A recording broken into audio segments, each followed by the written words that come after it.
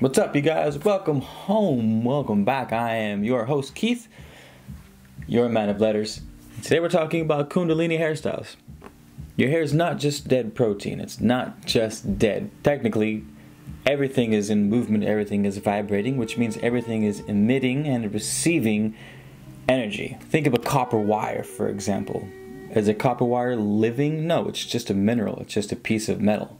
But it transmits all the information that you guys are watching to this video right now. So just because something isn't alive and that it's undergoing a metabolic process does not mean it is not capable of transmitting and receiving information. Your hair is one of those things. So don't listen to anyone that says your hair is just dead material and is useless. Biologists don't actually know why our hair grows so long, but yogis have been saying for centuries it's a way for us to connect and tap into ether. Now let's get practical. How can you be a little more yogi about the way you rock your hair? Well, according to the Kundalini tradition, one must wear the hair up during the day to receive solar energy and down at night so that they can receive lunar energy. Also, don't dry your hair with it up, because it breaks your hair. If you're gonna dry your hair, let it hang. Preferably let it get some sun and some air. Now, one of the best ways of stimulating the brain and the pineal gland is by tying the hair into a reishi knot, which I can't really do with my hair because it's just not really where I'm at. So I don't think I can reishi up the dreadlocks. This is about as close as I'm getting. According to certain yogis, the activation of your pineal results in a secretion that is central to the development of higher intellectual functioning as well as higher spiritual perception. Now I'm going to paraphrase. The military was recruiting natives who were familiar with tracking and basically navigating rough terrain. They wanted the best trackers they could find. What happened was they were finding these trackers with almost spiritual capabilities and what they were able to accomplish and find and track. They took the natives, and the natives were failing. Where they were once succeeding, they were now failing. And when the natives were asked what had happened, the natives said, "Our hair is our connection to spirit and our intuition, our internal guide." And since they cut it off, according to the military standards, they lost that connection with ether. They could no longer access their sixth sense. Their intuition no longer was reliable. They couldn't read subtle signs as well or access extrasensory information. Now, what I think about this is that we have an aura. Our aura is an electromagnetic field, and what electromagnetic fields contain is information. We can measure this electromagnetic field. It radiates from the heart up to 15 meters away. It radiates from the brain slightly smaller, not as far as the heart, but it still has its own field. Electricity is information.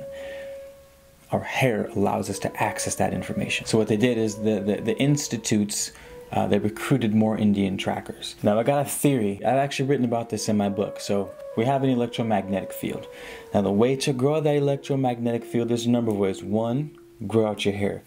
Two, think of magnets. Now we know that what creates a magnet is electrons, the movement of electrons. The movement of electrons creates an electromagnetic field, creates a magnet. Now your body has blood that circulates, and within your blood is iron. Iron has one of the most unique characteristics as far as magnetism goes. So you have one of the most ferric, one of the most magnetic metals on the planet is at the core of every single blood cell. Now, not only is it at the single blood cell, your blood cells are being pumped through your veins and arteries, circulating through your body. So now you have the movement, which creates an electromagnetic field. Now your heart is the center of the pumping. The heart is the center of the largest electromagnetic field, which reaches up to 15 meters. It's no surprise, I think, that our power, our ability to manifest and our ability to attract the things in our life comes from our electromagnetic field, and its representation in the physical sense is the iron in our blood. Because remember, every level is attached to every other level through correspondence, through the holographic universe, you know, as above, so below. So you have You have the electromagnetic field, right? That exists on one plane, but then it must have a physical counterpart. Now, the physical counterpart of the electromagnetic field is the circulating iron, the circulating blood in your body, creating this field, creating attraction, creating manifestation. The stronger we can make that field through meditation, through our diet, through our thoughts, through the circumstances and environments that we put ourselves in. Now, to create a stronger magnet, right, we just look at the physical world. Since our body is a magnet, right, it must also act like magnets elsewhere in the world, as above, so below. So how do you make a magnet stronger is what I'm getting at. How do you make a magnet stronger so that we can make our magnet stronger? Well, you just add more energy. Right, you add a battery to the paper clip and it picks up other paper clips, or a battery to the copper and it picks up things, right? The battery provides more energy. Higher frequency creates a stronger magnet. Like the magnets that pick up cars in junkyards, there's an extreme amount of energy being pumped into that magnet so that it creates a stronger attraction force by raising the frequency. Now, how do we raise the frequency of the body? Concentrated thoughts like excitement and joy and happiness. These are very strong, high vibrational thoughts. But even hatred is powerful, right? The more powerful an emotion, the more powerful the programming. Which is why hate can be such a strong force. You know, think of Star Wars. Think of the things that the dark side is able to do. Overcome death. Like, to overcome the law of physics, like death, takes an enormous amount of power, and hate is a phenomenal source of power. But that's why we have to be careful. Be careful what you wish for. Be careful what you concentrate on, because the more you concentrate on something, the more energy you give it. The more energy you give it, just like magnets, the more attracting force it has.